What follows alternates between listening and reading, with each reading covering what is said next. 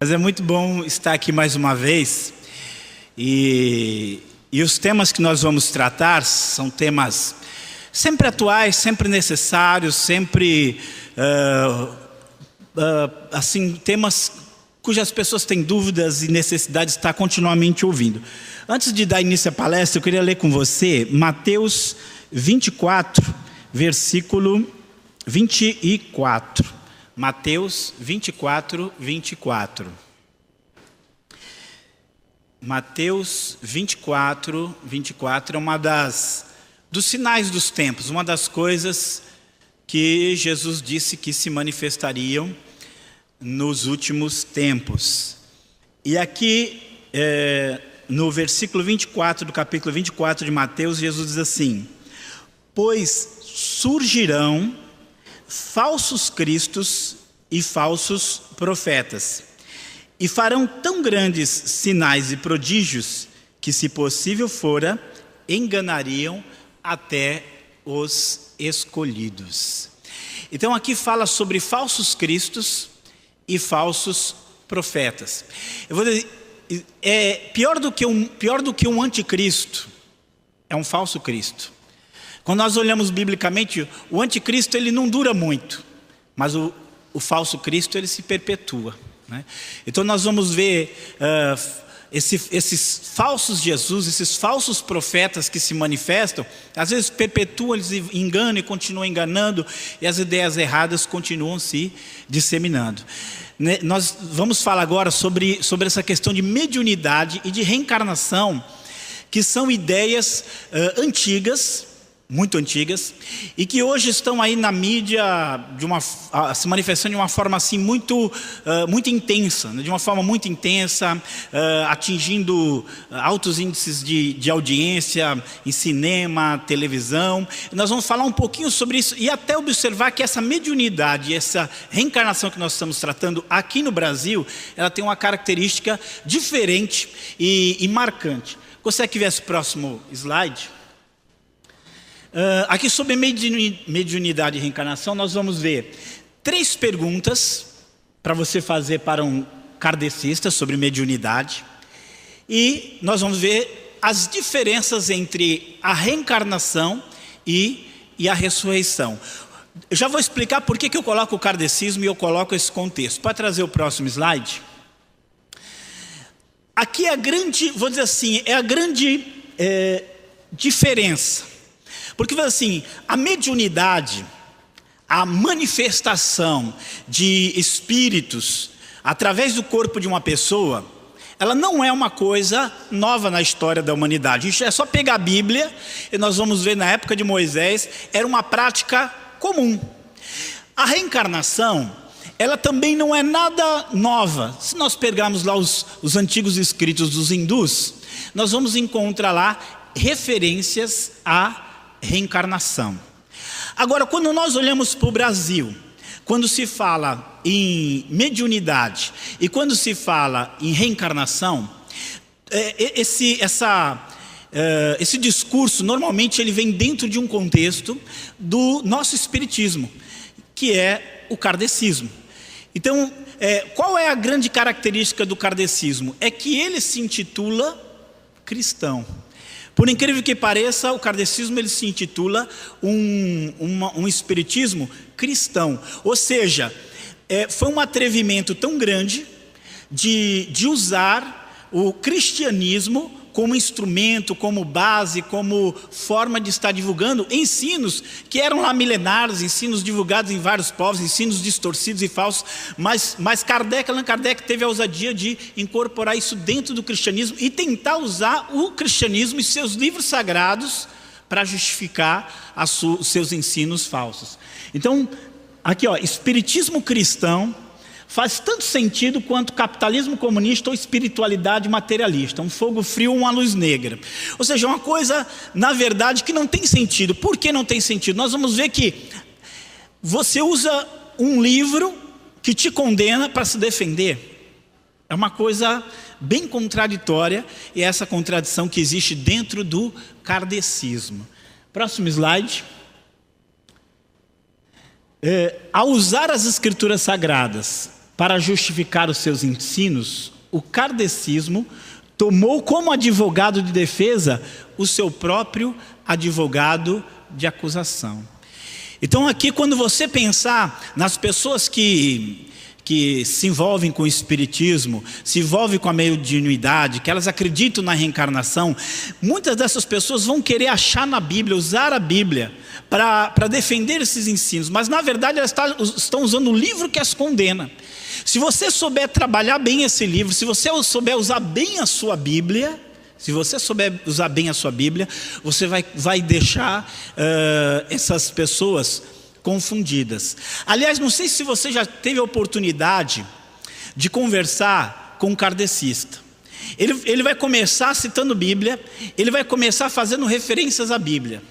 Mas à medida que você começar a mostrar algumas passagens da Bíblia que ele ignora, que ele deixa de lado, ele vai começar, ele próprio, a atacar a Bíblia. Isso eu falo, experiência própria. Ele próprio começa a atacar a Bíblia. Ele primeiro cita a Bíblia para você para se justificar. Aí você mostra a Bíblia para ele para mostrar que ele está errado. E aí ele começa a dizer assim: e quem me disse que a Bíblia está certa? Quem me disse que isso aí não foi traduzido errado? Quem me disse? E ele começa a fazer uma série de questionamentos na Bíblia. Por quê? Porque é a própria contradição dele. Se você souber pegar a Bíblia e mostrar para ele, ele vai estar completamente confundido com aquilo que ela diz. Então, nosso próximo slide aqui, pode passar o próximo. A primeira pergunta, isso aqui é bastante sério para você conversar com um kardecista. E você vai ver aqui que as citações que tem aqui, tem aí na sua apostila, não são citações, em primeiro lugar, da Bíblia, mas dos próprios livros espíritas. Então, aquelas pessoas que elas invocam esses espíritos, nós sabemos que há charlatanismo por trás disso, há manifestações verdadeiramente falsas. Na verdade, muitas vezes não é espírito nenhum, né? Nenhum. Tem um amigo meu, e ele foi criado no espiritismo, porque a mãe era espírita e a mãe levava ele. Ele ia porque a mãe levava e ele obedecia aquilo. Ele foi criado no kardecismo. Quando a mãe dele faleceu, uma semana depois, aquelas pessoas do centro procuraram e disseram assim para ele: olha, sua mãe quer falar com você. Mas ele, embora tenha se criado, falou assim: olha, eu não acredito que a minha mãe quer voltar para falar comigo. Ele falou assim: não, sua mãe quer falar com você. Ele falou: olha, vocês não fazem isso comigo, porque essas coisas são sérias, dizer a verdade, eu não acredito muito nisso. Mais que ele tivesse frequentado, eu não acredito muito nisso. Ele falou: não, é a sua mãe, pode ir que a sua mãe vai falar com você. E ele foi. Quando chegou lá, realmente na sessão, tudo, o médium falou com a voz feminina, e começou a conversar com ele, chamou ele de meu filhinho, meu queridinho, e aquela coisa toda. E ele olhou para o médium e falou assim para o médium: vem cá, se você é minha mãe, no dia em que minha mãe morreu, ela me deu uma fita de um cantor que eu gosto muito. Qual era essa fita? O espírito se calou, foi embora e nunca mais disse nada com ele, que ele também nunca mais apareceu no centro. Então, assim, nós sabemos que há muito charlatanismo, engano. Mas mesmo quando realmente há um espírito, aí nós vamos ler essas duas passagens aqui de Kardec que são muito curiosas. Ele diz assim, assim, se um espírito se comunica com o nome de São Pedro, por exemplo, não há mais nada que prove que seja exatamente o apóstolo desse nome. Pode ser um espírito do mesmo nível por ele enviado. Em outras palavras, o que ele está dizendo é o seguinte: que é impossível saber se a identificação daquele espírito é verdadeira.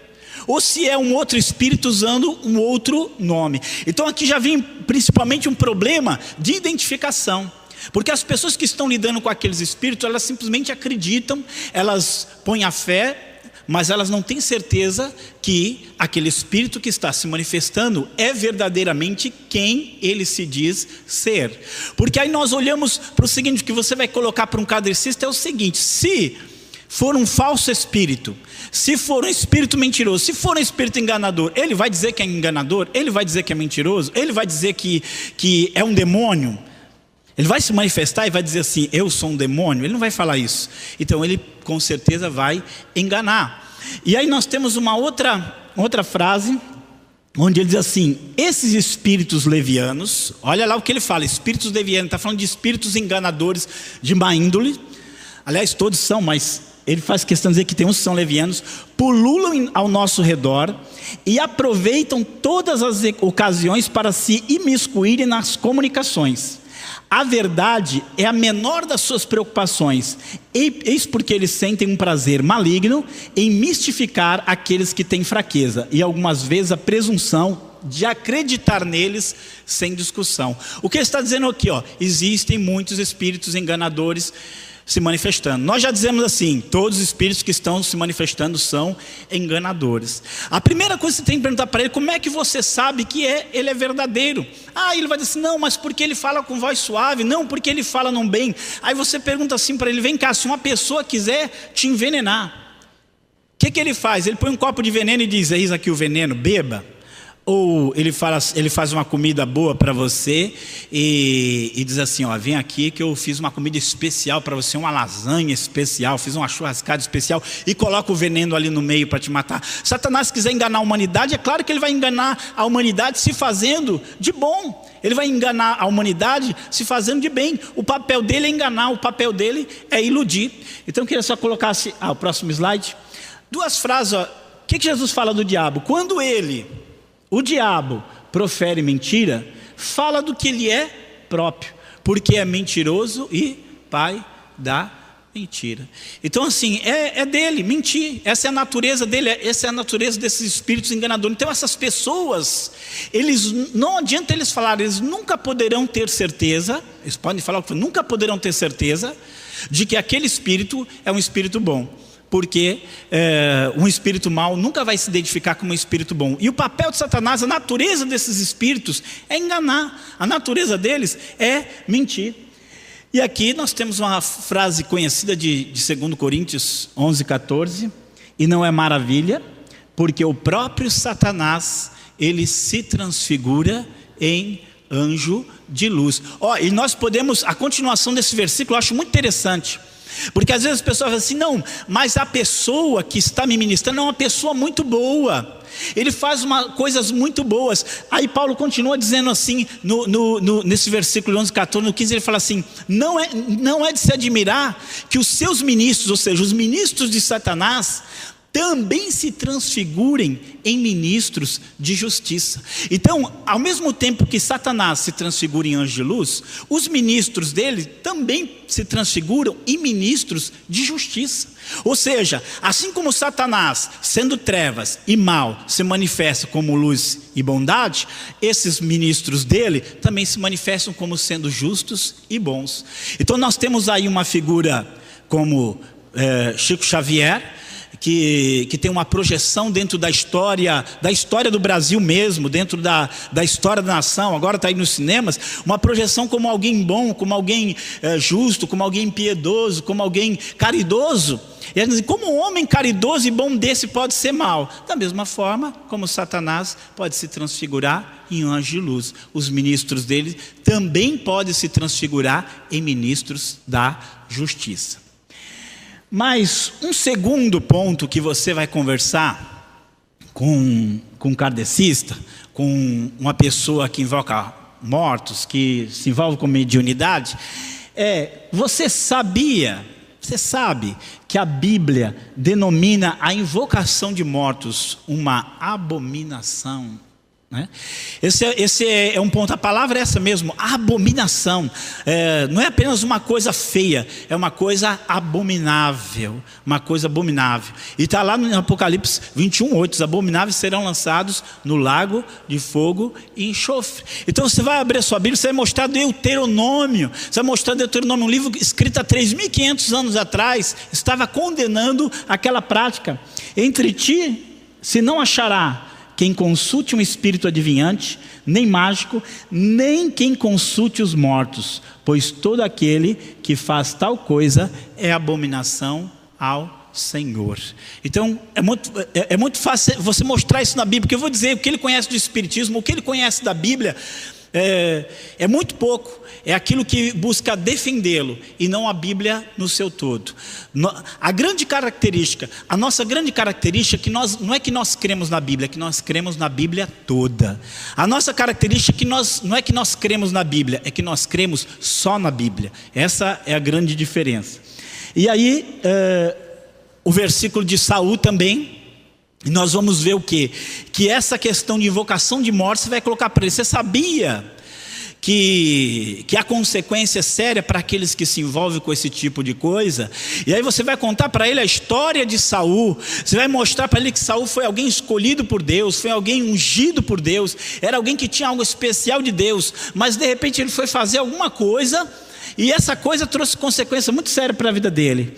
E aí diz a Bíblia: assim morreu Saul por causa da sua transgressão com que transgrediu contra o Senhor, por causa da palavra do Senhor, a qual não havia guardado, e também porque buscou a adivinhadora para consultar, e não buscou o Senhor, pelo que o matou e transferiu o reino a Davi, filho de Jessé. Tudo bem que nem todo mundo tem um reino para perder, né? Nem todo mundo tem um reinado, a realeza para perder. Mas Saul, por causa desse seu pecado, por causa justamente de um pecado que a Bíblia classifica como abominação, ele perdeu as coisas que Deus tinha para ele. Isso pode parecer muito simples para mim e para você, mas para essas pessoas, elas precisam conhecer a verdade da palavra de Deus a respeito disso. Porque veja bem, não é apenas o kardecismo, ele não apenas defende a mediunidade. Do espiritismo sempre houve a defesa da mediunidade, mas ele defende mediunidade mediante a Bíblia, buscando passagens, buscando afirmações, buscando justificações para si. Então nós temos um campo em comum com ele, nós temos um campo em que nós podemos entrar nesse campo e mostrar para ele que biblicamente o que ele está fazendo é algo condenável. Terceira coisa, isso aqui também é importante você mostrar para ele. Não é apenas que Deus proibiu, é porque era algo impossível. Alguém já disse assim, algum kardecista já disse assim: ora, se Deus proibiu a invocação de mortos, se Deus proibiu o contato com os mortos, então isso significa que é possível ter contato com os mortos. Então normalmente, aí você olha assim num primeiro momento, isso tem até a sua lógica. Se Deus proibiu aquilo é porque aquilo é possível. Se não fosse possível, Deus não teria proibido. Aí você vai dizer assim para ele: bom, Deus também proibiu a adoração a outros deuses. Aí eu digo: existem outros deuses? Não. Deus proibiu a adoração a outros deuses, não porque outros deuses existam, mas Deus proibiu a adoração a outros deuses, porque na verdade não são deuses, na verdade são demônios. Deus proibiu a invocação dos mortos, não porque seja possível um contato com os mortos, mas Deus proibiu a invocação dos mortos, justamente porque o contato com os mortos levam as pessoas a se envolverem com espíritos enganadores e com demônios. E aqui nós temos duas passagens. Uma é de Eclesiastes, onde ele diz assim: porque os vivos sabem que hão de morrer, mas os mortos não sabem coisa nenhuma, nem tampouco eles têm jamais recompensa, mas a sua memória ficou entregue ao esquecimento. Até o seu amor, o seu ódio, a sua inveja já pereceram, e já não tem parte alguma neste século, em coisa alguma que se faz debaixo do sol. Isso é Bíblia. Os mortos não têm parte alguma com as coisas que se fazem debaixo do sol. Eles podem continuar conscientes, eles podem continuar tendo consciência de si mesmo, mas embaixo do sol, nesse nosso mundo, nesse nosso século, eles já não têm parte, já não têm participação alguma. Então isso vale para santos, isso vale para senhoras, isso vale para tudo. Os mortos não têm participação alguma do que se passa debaixo desse nosso sol. Isso é aquilo que a Bíblia mostra. Aí a Bíblia vai mostrar um exemplo muito forte, que é o caso de Lázaro, né? É o caso de Lázaro. Aquela é uma história muito importante, muito significativa para nós, porque é quando Jesus vai mostrar o que se passa lá no mundo dos mortos. Após a partida do rico e do Lázaro, eles foram lá no mundo dos mortos, e nós conhecemos assim, ali o rico tomou consciência da vida em desobediência a Deus que ele tinha levado.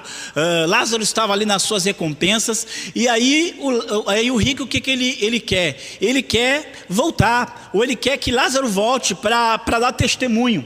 E aqui ele diz: rogo-te, pois, ó Pai, que o mandes à casa do meu pai, pois tenho 5 irmãos, para que lhe dê testemunho, a fim de que não venham também para este lugar de tormento. E disse-lhe Abraão: eles têm Moisés e os profetas, ouçam-nos.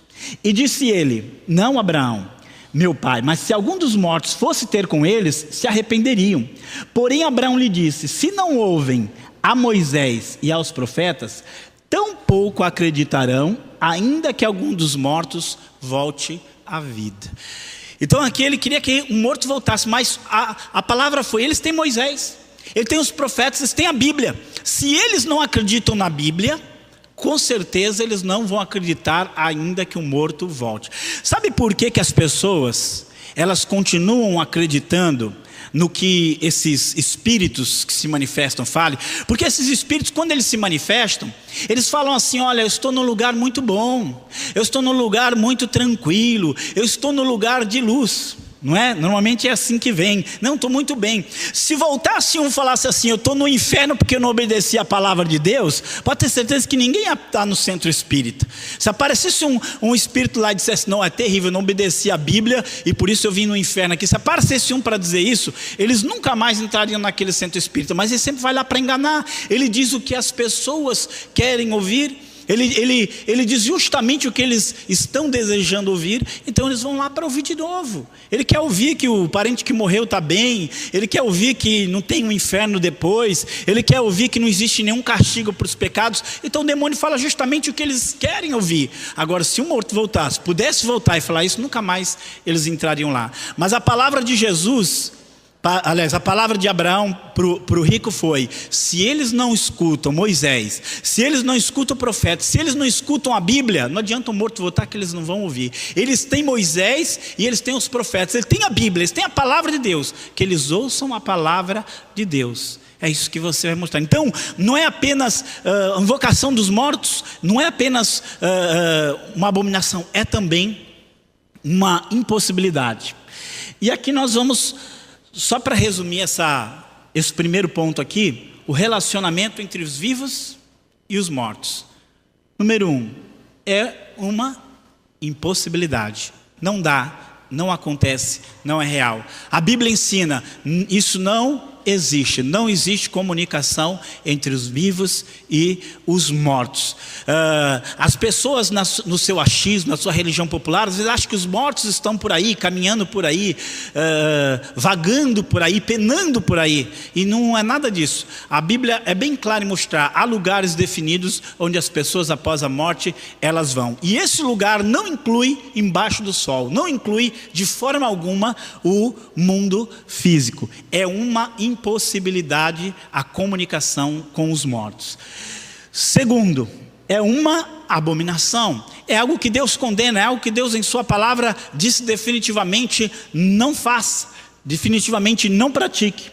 E em terceiro lugar e último lugar, ela é um engano. Que, como nós já vimos, nem mesmo essas pessoas que ensinaram, não só os próprios kardecistas, não o próprio Kardec, que ensinou as pessoas a se envolver com esses espíritos, ele tem consciência de quanto engano, de quanta, vamos dizer assim, de quanta sedução falsa existe por trás disso. Ele acha que existe a verdadeira, ele quer dizer que existe a verdadeira, e o que foi pior ainda, mas ele mesmo estava consciência de quão maligno, de quão enganador é essa questão. Então ali, mais uma vez lembrando, Saul morreu dessa forma, porque foi infiel ao Senhor, não foi obediente à palavra do Senhor, e chegou a consultar uma médium em busca de orientação. Essa foi a grande destruição, o grande mal dele. Amém? Então definitivamente podem pegar a Bíblia quanto for e falar quanto for, mas estão fora daquilo que é o padrão de Deus. E agora nós vamos para o segundo ponto aqui, que é a questão da reencarnação. Irmãos, com a reencarnação é a mesma coisa. Reencarnação é um ensino muito antigo. Os hindus defenderam muito isso. Entre os gregos houve crença na reencarnação, né, chamada também metempsicose. Mas religiões orientais, de uma forma geral, tem algum tipo. Existem muitos tipos de reencarnação. As pessoas não sabem, mas existem muitos tipos de reencarnação. Só para nós termos uma ideia, a reencarnação, por exemplo, a reencarnação hindu, se a pessoa fez o bem, ela se purificou, ela conseguiu diminuir o karma dela, ela vai subir. Mas se ela não conseguiu, ela vai descer. Esse descer para o hindu significa que ele pode reencarnar como um animal. Ele pode reencarnar, sei lá, um cavalo. Mas se ele for um cavalo mau, ele pode reencarnar como um rato. E se for um rato ruim, ele pode vir como uma formiga. E se for uma formiga ruim, ele pode vir como uma lesma. E se for uma lesma ruim, sem brincadeira. E se for uma lesma ruim, ele pode vir como uma grama no chão. Ele pode vir como qualquer coisa. Só que quando o Kardec vai trazer esse absurdo para cá... Ih, rapaz, se eu falar esse negócio aqui no Ocidente o pessoal vai achar isso aqui um absurdo. Então eu vou ensinar que só pode reencarnar de gente para gente. Pode ser a pior pessoa do mundo que ele vai reencarnar, mas é uma pessoa. Então só para ver, existem muitos tipos de reencarnação. A daqui é mais levezinha, por quê? Que aí é o problema que eu falei. Não é apenas que é a reencarnação, mas é uma reencarnação que busca base na Bíblia. É uma reencarnação que busca base nas Escrituras. É uma reencarnação que vai dizer assim, Jesus ensinava a reencarnação. A Bíblia ensina a reencarnação. Então não é apenas, ele pegou um ensino oriental e quis trazer para o Ocidente, e para o Ocidente engolir, para o Ocidente aceitar esse ensino, o que ele vai fazer? Ele vai mudar, ele vai transformar, ele vai dar uma nova aparência. Agora aqui essa frase, vou dizer a verdade, quando eu li essa frase aqui, ressurreição é um ensino da Bíblia maravilhoso. Acho até que a gente fala pouco da ressurreição, porque é essa a nossa esperança. Nós temos a esperança de ressuscitar com Cristo. Nós não estamos esperando apenas ir para o céu, nós estamos esperando um novo corpo, um corpo glorificado. Nós estamos esperando que o mortal seja absorvido pela vida.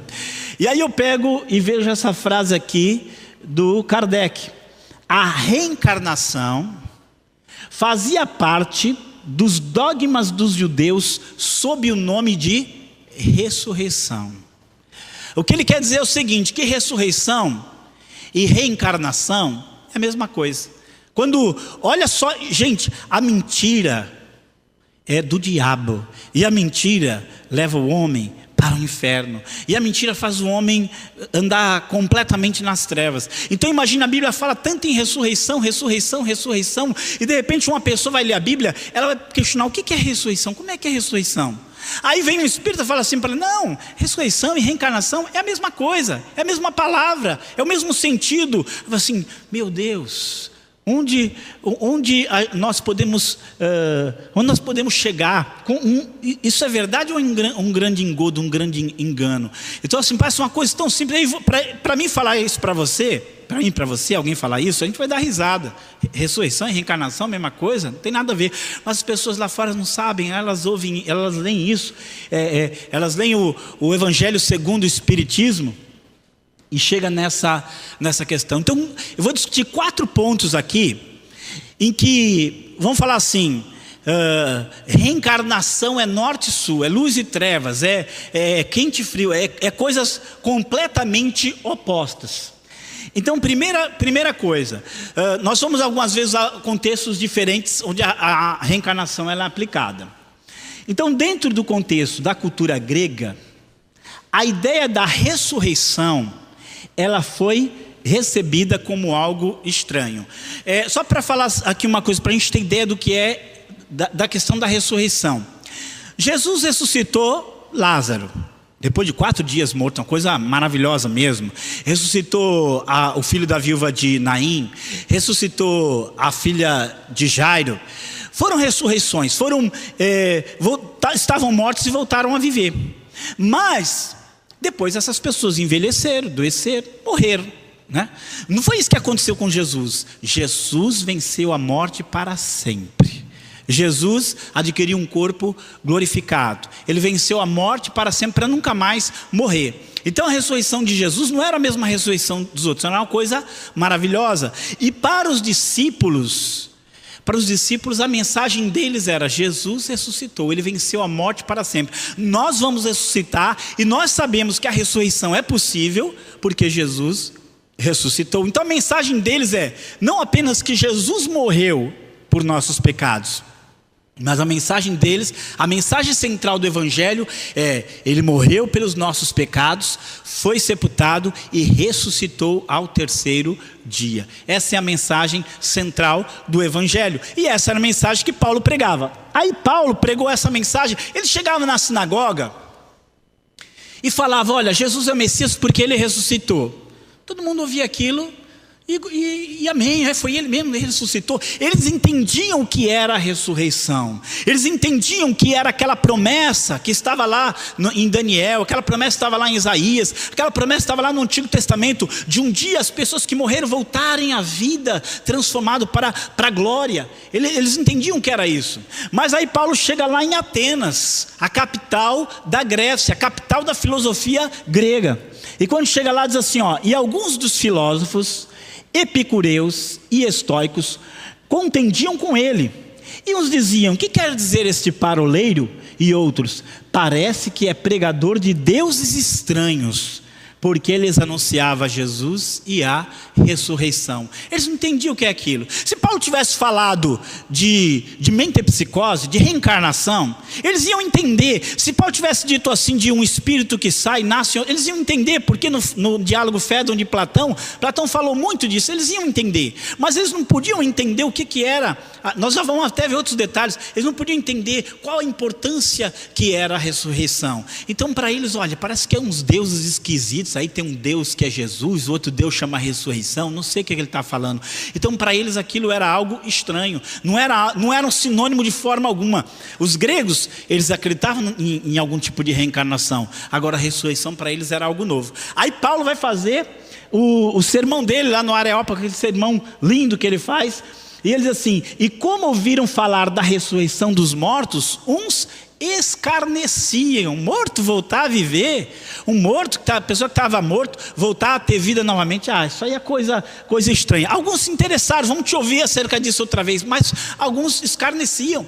Você pode ver que quando Paulo vai ser levado lá diante do julgamento, quando eram os judeus julgando, os judeus, não, a ressurreição, isso é uma coisa importante entre nós. Paulo falava da ressurreição. Quando o juiz quando quem estava ouvindo Paulo era um romano, a questão aí parece que é uma questão de um defunto, que Paulo fala que está morto, que Paulo fala que está vivo, os outros falam que está morto, e eu não quero entrar nessa questão deles. Ou seja, para eles era um negócio estranho. Então nunca que os judeus, eles iam igualar ressurreição com reencarnação. Era algo tão diferente que quando o mundo grego começa a ouvir essa mensagem, eles acham muito estranho, e vai demorar para eles entenderem o que é isso, porque eles tinham uma mentalidade completamente diferente. Aí nós vamos para um segundo ponto, e aqui isso é um ponto assim que eu acho que é essencial. As pessoas pensam na reencarnação como algo bom, né?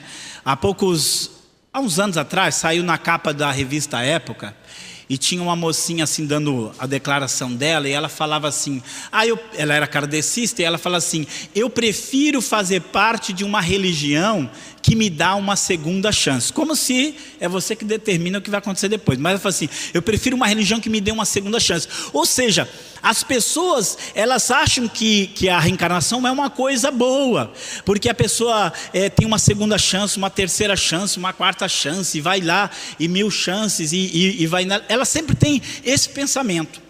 Mas quando você vai olhar o que era realmente a reencarnação para um hindu, os hindus não olhavam a reencarnação como algo bom. Muito pelo contrário, eles olhavam aquilo como algo ruim. Olha o que diz aqui, a transmigração da alma ocorre pela primeira vez nos Upanishads Satapatha. Dá para ver que isso aqui é coisa de hindu, né? Upanishad Satapatha, onde se veem repetidos nascimentos e mortes como um castigo infligidos pelos deuses a uma vida má. Ou seja, para os hindus, não pense que os hindus, eles acreditam muito, mas muito na reencarnação. A vida deles todinha girava em torno dessa ideia de renascimento e morte. Se a reencarnação existe em vários lugares e vários povos, nos hindus elas se tornaram essenciais, a ponto se um hindu nascesse numa casta inferior, sofrendo humilhações, ele aceitava aquilo porque isso era resultado de uma vida anterior, não podia de forma alguma quebrar esse ciclo, era a ideia dele. Então é uma coisa assim muito forte dentro do hinduísmo. Mas mesmo o hindu, ele sabia, a ideia que ele tinha é que a reencarnação era algo mau, era uma maldição. Por quê? Eu pergunto assim, esse mundo aqui cheio de aflição, cheio de sofrimento, cheio de lutas e batalhas, quem de boa vontade, voluntariamente gostaria de voltar para ele? Ninguém. Assim, nem o hindu queria reencarnar, nem o hindu teria esse desejo. Por quê? Eles têm aquilo que eles chamam de sansara. A sansara é justamente essa roda de renascimento e morte. Então eles se sentem como se eles estivessem presos numa roda de vida e morte que eles não conseguem escapar. A gente vê aqueles yogis, aqueles que fazem aquelas meditações, ou que muitas vezes provoca sofrimento assim, era uma forma de tentar escapar do que chama de sansara, dessa roda de renascimento e morte. O budismo ele nasce justamente porque o Siddhartha Gautama ele quer arrumar um jeito de escapar dessa roda de nascimento e morte. Então, enquanto os hindus que querem se livrar da reencarnação, por mais que eles acreditem, as pessoas estão aí querendo achar que isso é uma coisa boa, querendo achar que é uma coisa maravilhosa. Olha, maravilhoso somos nós que encontramos em Jesus a salvação e já estamos salvos. Não precisamos de 1, 2, 3 vidas, nós só precisamos de uma vida, a vida de Jesus em nós, né? Glória a Deus, porque nós não precisamos de 10 oportunidades, nós precisamos só de uma, e essa uma nós usamos para aceitar Jesus. Então a ideia de reencarnação é a ideia de maldição. Agora, a ideia de ressurreição, qual é? É uma ideia de bênção, é uma ideia de glória, é uma ideia de salvação. Aí Pedro lá, bendito seja o Deus e Pai do nosso Senhor Jesus Cristo, que segundo a sua grande misericórdia, nos gerou de novo para uma viva esperança, pela ressurreição de Jesus Cristo dentre os mortos, para uma herança incorruptível e incontaminável, e que não se pode murchar, guardada nos céus para vós. Glória a Deus. Olha, entre uma maldição e uma bênção. Então as pessoas estão aí definindo, encarnação, né? Eu quero reencarnar, eu quero ressuscitar com Cristo. Olha que interessante aqui, frase de Mahatma Gandhi. O que ele disse? Eu não quero reencarnar. Ele já tinha vivido nessa vida aqui. Ele possivelmente como um hindu, né, da seita jainista, ele até acreditava na reencarnação, mas ele não via isso como uma coisa boa. Ele não via voltar aqui de novo. Ele foi assassinado por o próprio povo dele. Assim, você acha que ele tinha um desejo de voltar para essa terra de sofrimento? Eu não quero reencarnar. Agora, olha o que o apóstolo Paulo diz: nós queremos ser revestidos da nossa habitação que é dos céus, para que o mortal seja absorvido pela vida. Amém. É como se Se Gandhi tivesse assim, reencarnação é mal, e Paulo diz assim, a ressurreição é maravilhosa, eu quero ressuscitar. Então essa é a diferença. Enquanto uma é uma bênção, a outra é uma maldição. Mas vamos aqui o terceiro ponto.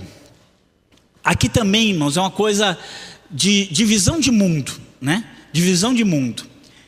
Os gregos, eles tinham uma rejeição muito grande pela matéria, né?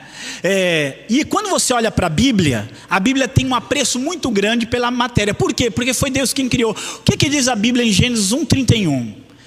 E Deus viu tudo quanto ele tinha feito, e tudo era muito bom. Então ele viu tudo quanto ele tinha feito, e tudo que ele tinha feito era muito bom. Inclusive o homem, inclusive os céus, a terra, as estrelas, inclusive o corpo físico do homem. Agora, os gregos, eles sempre tiveram uma visão de que o corpo físico era algo mal, a ponto de surgir, no começo do evangelho, surgiu uma doutrina chamada docetismo. O docetismo ensinava o seguinte, que Jesus não teve um corpo físico. Ele não tinha um corpo tangível como o nosso. Por que ele não tinha? Porque se ele era o Salvador, ele não podia ter matéria nele. Matéria é má. Só o Espírito é bom. Só o que não é material que é bom. A matéria é algo má. Mas e como é que a Bíblia diz que ele tinha? Como é que a Bíblia diz que ele sofreu na cruz? Aí ele fala assim, não, aquilo era tudo encenação. Ele estava fingindo que estava sofrendo na cruz. Que ele não estava sofrendo, que ele não tinha um corpo físico. Tal era a rejeição dos gregos pela matéria. Então, para eles, entender a ressurreição não era fácil. Por quê? Porque a ressurreição é justamente essa redenção da matéria. Então, só que eu tirei um trecho do livro do Diálogo Fédon, de Platão, onde Platão diz assim, onde Sócrates, né, estaria dizendo assim, o filósofo é aquele que, ao contrário de todos os outros homens, afasta tanto quanto pode a alma do contato com o corpo. Porque enquanto tivermos corpo e nossa alma se encontrar atolada em sua corrupção, jamais podemos alcançar o que almejamos. E essa separação, como dissemos, os que mais se esforçam por alcançá-la e os únicos a consegui-las não são os que se dedicam verdadeiramente à filosofia. E nisso consiste toda a atividade dos filósofos, na libertação da alma e na sua separação do corpo. Então qual era a ideia? Essa era a ideia do mundo grego, essa era a ideia do mundo que acreditava na reencarnação.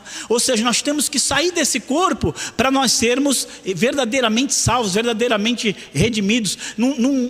Essa é a ideia, é a rejeição da matéria. Enquanto que você vai olhar na Bíblia, e o que é a ressurreição? A ressurreição é justamente o poder de Deus para redimir as coisas que ele criou. E aqui Paulo escreve ali Romanos 8:24, e não só ela, não só a natureza, porque diz assim que a própria natureza geme aguardando a libertação, a liberdade dos filhos de Deus, porque também ela está no cativeiro de corrupção. Mas aí Paulo diz assim, não só ela, não só a natureza, mas nós mesmos, que temos as primícias do Espírito, também gememos em nós mesmos, esperando a adoção, a saber, o que está escrito aí? A redenção do nosso corpo. É uma rejeição do corpo que nós estamos aguardando? Não, é uma redenção do nosso corpo. A Bíblia, Paulo diz assim, num instante, num piscar de olhos, nós vamos ressuscitar. O mortal, aquilo que é corruptível, será revestido de incorruptibilidade. E aquilo que é mortal, será revestido de imortalidade. Então vai se cumprir a palavra que diz, a morte será tragada na vitória. Enquanto na ideia de reencarnação, na ideia de reencarnação existe uma rejeição do físico, enquanto que lá a sansara, eles querem escapar da sansara, eles querem escapar do renascimento e morte, eles querem escapar do mundo físico e ir para o mundo não físico. Deus quer redimir tudo aquilo que Ele criou, e Ele quer redimir a nossa vida e redimir o nosso corpo. Então só para nós vemos assim que reencarnação e ressurreição são ideias antagônicas, contrárias, não tem nada a ver com aquilo que Kardec diz que são sinônimas. E por último, a ideia da existência cíclica, né? Essa ideia de que a reencarnação, ela é uma coisa assim, morre, nasce, morre, nasce, morre, nasce, morre, nasce, não acaba nunca esse ciclo. E normalmente tanto os gregos como também os hindus, dentro dessa visão de reencarnação, eles também acreditavam que o próprio mundo passasse por um ciclo de renascimento e morte, renascimento e morte. Então aqui separei alguns textos. Para os reencarnacionistas, o tempo e a história é uma linha cíclica. Para aquele que acredita na Bíblia, é uma linha ascendente para um fim glorioso onde se consumará a redenção de Deus. E diz assim, os Puranas, também escritos hindus, uma série de escritos hindus muito antigos, eram verdadeiros expoentes da teoria cíclica. Quer dizer assim, não há criação no sentido do Gênesis. O mundo está continuamente evolvendo e se dissolvendo, crescendo e decrescendo em ciclos, da mesma forma que cada planta e cada organismo animal. Não há um propósito último rumo ao qual a totalidade da criação se mova. Não há progresso, mas eterna repetição. Essa era a ideia que eles tinham. E essa ideia, a vida para eles também era esse renascimento e morte. Quando nós vamos olhar para a Bíblia Sagrada, nós vamos olhar que nós estamos dentro de um processo histórico de salvação.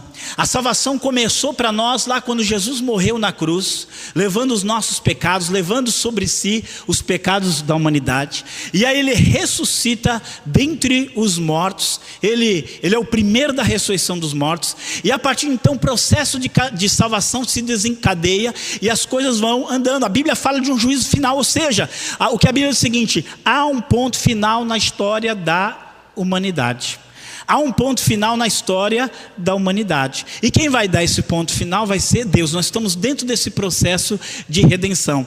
Entre as várias passagens que nós vemos, nós temos essa de Mateus 28:20, quando Jesus diz o seguinte: e eis que estou convosco todos os dias até a consumação dos séculos. Até o fim dos tempos. Até a hora que as coisas acabarem. Então se lê a Bíblia, é impossível você ler a Bíblia, seja Novo ou seja Antigo Testamento, e você ter essa ideia de que as coisas elas são cíclicas, que elas vão se repetir, não acabar num círculo eterno.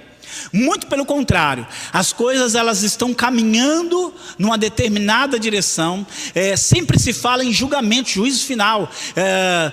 Eclesiastes resume tudo quando diz assim: o fim teme a Deus e guarda os seus mandamentos, porque esse é o dever de todo homem. Porque Deus há de trazer a juízo toda obra, até aquela que está escondida, quer seja boa e quer seja má. Então a ideia dele sempre foi que ia chegar um momento em que as coisas iam se consumar. E é isso que nós estamos aguardando. Nós estamos aguardando um ponto final, não apenas para a nossa vida particular, mas para toda a história humana. Então não é um ciclo sem fim, ela é algo que tem um ponto final. Essas são algumas diferenças profundas assim, e significativas para mostrar que reencarnação e ressurreição não tem nada a ver uma com a outra, são até antagônicas.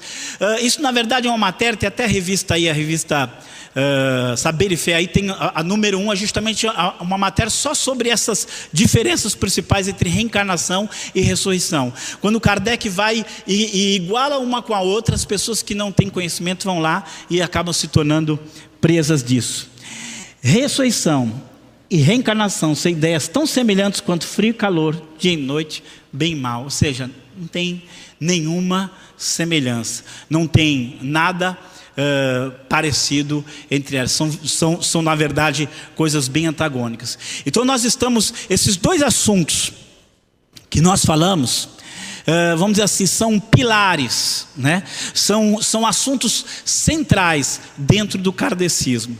Tanto a invocação de mortos quanto a reencarnação são temas por eles debatidos, e toda a mentalidade, toda a sua doutrina, todo o seu entendimento gira em torno disso. E quando a gente vai para a Bíblia que eles citam, a Bíblia que eles usam, a Bíblia que eles procuram através dela se justificar e se aprovar, eles na verdade estão usando um livro que vai contra tudo aquilo que eles ensinam e contra tudo aquilo que eles pregam. Mas o grande problema é que essas pessoas, elas vão lá e elas se acham cristãs. Elas se acham as verdadeiras seguidoras do cristianismo. E isso é que torna a situação difícil. Antes de orar, eu queria, encerrando aqui a palestra, mas eu queria falar aqui Eu queria falar do meu livro, pôs até aqui, mas porque isso é muito importante. Esse livro chama-se, o título surgiu meio sem querer, porque a ideia é quem é o perdido, né?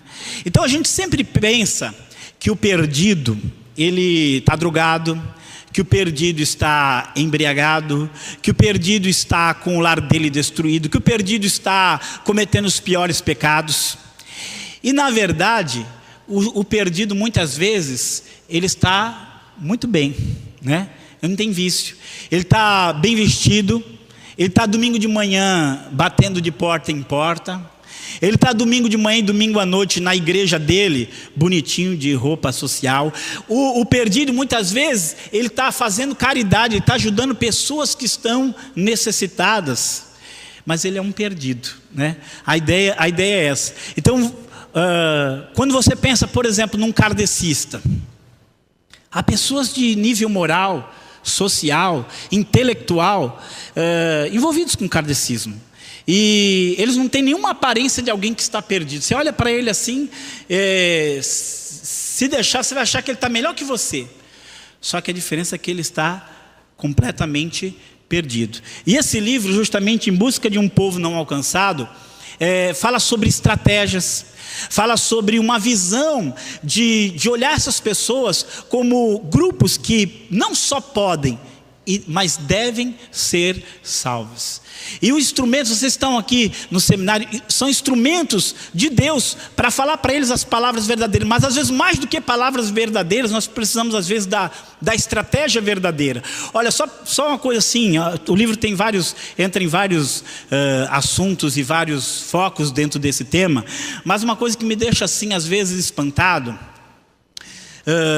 você vai ouvir muito falar em fazer missões para os indígenas.